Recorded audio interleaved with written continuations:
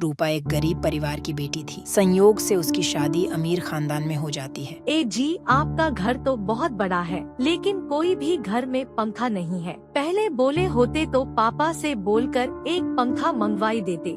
बताओ क्या करें, आप भी ना। पगली, पंखा इसलिए नहीं लगाया क्योंकि हमारे यहाँ एयर कंडीशन लगा हुआ है और इसके होने से पंखे की जरूरत नहीं होती।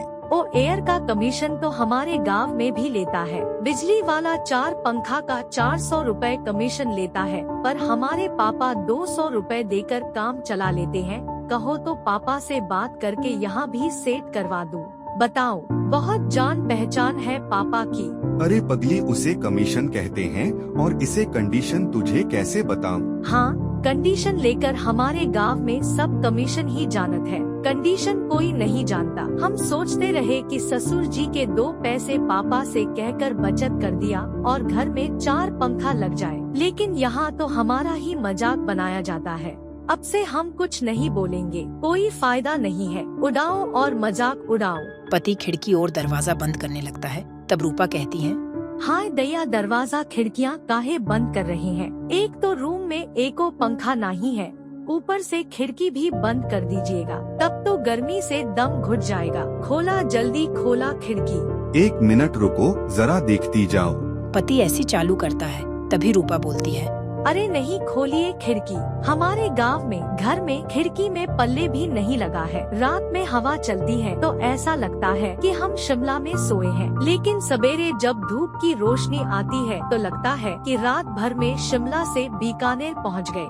अब कुछ महसूस हो रहा है, बताओ कैसा लग रहा है? अरे ठंडा हवा कहाँ से आई? बर्फ की सिल्ली बाबूजी से मंगाए है का। छत पर शाम में हम लोग भी बाल्टी से पानी डालते थे, लेकिन ये तो कनकनी लगता है जी। ऐसा कैसे बतावा जी, ये कैसे भवा? ये गर्म हवा के ठंडा करे वाला मशीन है और ठंड में गर्म हवा देता है। अब गर्मी में भी शिमला का मजा ले सकती हो।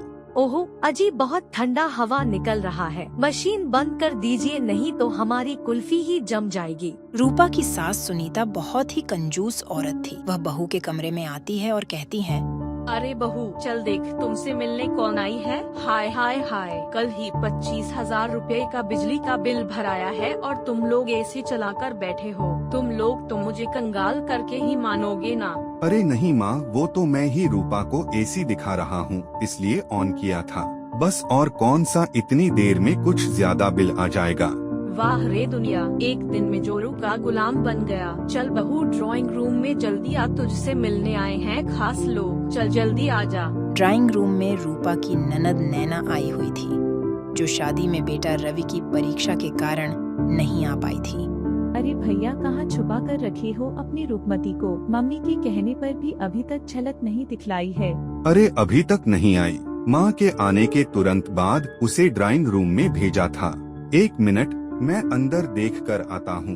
पति रूपा को पूरे घर में देखता है तो रूपा घर के एक कोने में खड़ी होती है। पति को देखकर रूपा बोलती है, ए जी, इधर आओ ना, एक बात पूछनी है आपसे। अरे तू यहाँ खड़ी और नैना ड्राइंग रूम में वेट कर रही है। वही ड्राइंग रूम तो खोज रही हूँ, पिछले आधे घंटे से एक यहीं पर तो ड्राइंग लगी हुई है, पर रूम कहाँ है यहाँ? आप ही बताओ, मैं क्या करूँ? अरे पगली, ड्राइंग रूम बाहर के कमरे को कहते हैं, जहाँ मेहमान लोग आकर बैठते हैं। अब चल जल्दी, नैना कब से वहाँ बैठी हुई है। हाय दया, हमारे गांव में तो इसे द्वार कहते हैं, चलिए चलते हैं। दोनों पति पत्नी ड्राइंग रूम में जाते हैं। तब ननद बोलती है, आइए भाभी आइए, मेरा नाम नैना है, मैं आपकी ननद हूँ। मेरा बेटा रवि का एग्जाम था, इसलिए शादी में ना आ सकी। ये लो तुम्हारा गिफ्ट फॉरेन से लाई हूँ, एकदम स्पेशल, बिल्कुल आपके जैसा। फौरन लाने की क्या जरूरत थी? थोड़ा लेट हिलाती, हम कहाँ भागे जा रही थी, बताओ। अरे पगली, फौरन नहीं, फौरेन।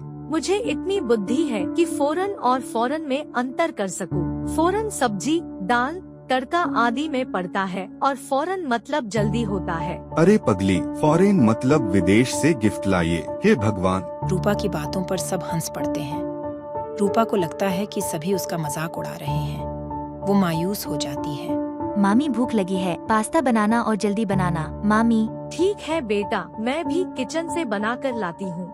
रूपा किचन में जाके सोचती है, पिस्ता को अमीर लोग आजकल पास्ता कहते हैं शायद। पिस्ता लेकर ही जाती हूँ। रूपा किचन से पिस्ता लाती है और बोलती है, लो बेटा अपना पास्ता खा लो। पर मामी यह तो पिस्ता है। हाँ, हम लोग तो पिस्ता ही कहते हैं, आप जैसे आजकल के बच्चे पास्ता कहते हैं, इतना तो पता है मुझे। अरे पगली, पास्ता मैगी जैसा होता है और पकाया जाता है। रूपा पैर पटकते हुई अपने रूम में चली जाती है और देखते ही देखते रात हो जाती है। तभी रूपा देर रात बाथरूम जाने के लिए उठती है।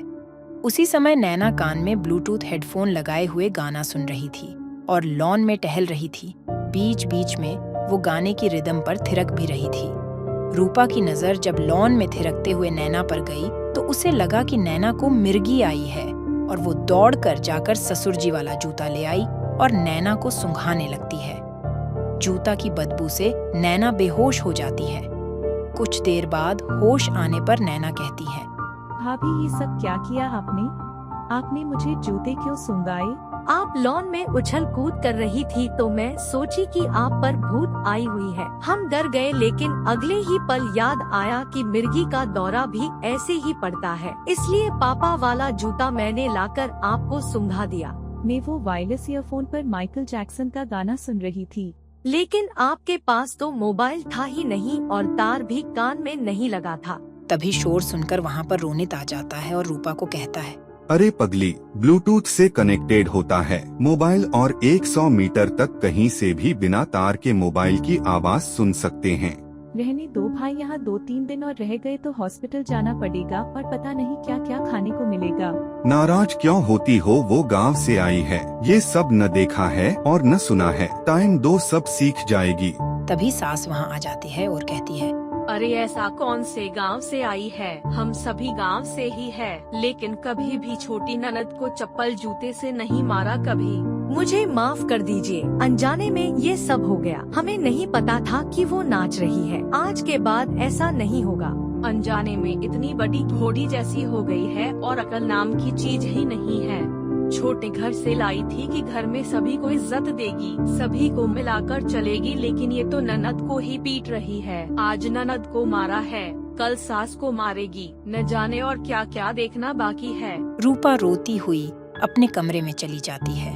तभी रोनित सभी से कहता है, चलो अब गुस्सा छोड़ो, आज रात मेरी तरफ से रेस्टोरेंट में डिनर पार्टी होगी। दूसरे दिन शाम को सभी रेडी होकर रेस्टोरेंट जाते हैं। रोनित रूपा को पहले ही बता देता है कि वहाँ पर किसी भी तरीके की डिस्टरबेंस नहीं होनी चाहिए। सभी लजीज डिनर का आनंद उठाते हैं। तभी रवि कहता है, देखा मम्मा, अब मामी भी मॉडर्न हो गई। हाँ, आज कोई गलती नहीं हुई, बस ऐसे ही वो सब सीख जाएगी। और आखिर गवार तो गवार ही रहेगी, देखता जा कुछ न कुछ तो हरकत करेगी गवार। सही कहा तूने बेटी। तभी वेटर हैंड वॉश करने के लिए बाउल में गर्म पानी और नींबू लाकर सभी को देता है। सभी लोग हाथ धोते हुए बात कर रहे थे कि तभी सुपर सूप की आवाज सुनकर सभी रूपा की ओर देखते हैं। वह बाउल में नींबू निचोड़कर आराम से बाउल को उठाकर पी रही थी। सभी एक दूसरे को देखकर हंस पड़ते हैं। अरे पगली, वो पीने के लिए नहीं, हाथ धोने के लिए था, जैसे हम सब हाथ धो रहे हैं। लेकिन ज्यादा खाने के बाद हमारे गांव में पेट साफ करने के लिए नींबू पानी पीते थे, इसलिए मैं पी गई। देख लिया, आखिर कर दी ना इसने गवार वाली हरकत। लो और बना लो मॉडर्न। अब बस भी करो, कई बार अनजाने में ऐसी गलतियाँ हो जाती हैं। आओ सब लोग चलते। सभी लोग डिनर करके घर के लिए जाने लगते हैं कि तभी रेस्टोरेंट की सीढ़ी से अचानक सुनीता का पैर फिसल जाता है। आई माँ मर गई, मेरा पैर मुझसे उठा नहीं जा रहा। अरे माँ रुको, आप टेंशन मत लो, मैं आपको अभी हॉस्पिटल लेकर चलता हूँ। मैं माँ को लेकर हॉस्पिटल जा रहा हूँ। आप सब लोग घर पहुँचे। आप माँ को अच्छे से पहलवान से दिखाइएगा। अरे रूपा, हॉस्पिटल में पहलवान नहीं होते, डॉक्टर होते हैं। हाय दहिया, हमारे गांव में तो जब मोच या हड्डी चढ़ानी हो तो पहलवान के पास जाते हैं। अरे अभी तुम लोग घर जाओ, मैं माँ को चेक करवा कर घर आता हूँ। हॉस्पिटल में डॉक्टर ने सुनीता को चेक किया। पैर में प्लास्टर छड़ गया। 42 दिनों का बेड रेस्ट करने को डॉक्टर कहता है। उस टाइम रूपा ने सुनीता की जी जान से सेवा की। अरे मान जी, कोनो चिंता नहीं कि रूपा के होते हुए आप बस आराम कीजिए, हमें सेवा का मौका मिला है। आपको कोनो भी जरूरत लगे समय आवाज दे देने का, रूपा तुरंत हाजिर हो जाए। ये सब देखकर सुनीता को एहसास होता है कि उसने रूपा के साथ कभी भी अच्छा व्यवहार नहीं किया, हमेशा उसके गमवार होने का मजाक उड़ाया था। बहू थोड़ा इधर आना। मैंने तुम्हारे साथ कभी अच्छा बर्ताव नहीं किया, लेकिन तुमने कभी पलटकर जवाब नहीं दिया, बल्कि मेरी सेवा जी जान से की। ये घर की चाबी पकड़ और संभाल अपने घर को। ये घर मेरा नहीं सभी का है, और आप घर की मालकिन मेरी माँ नहीं थी, लेकिन आपने मुझे माँ बनकर समझाया। जिसके इतने अच्छे संस्कार हो वो गरीब कैसे हो सकता है? तो इस घर की बहू नहीं बेटी है।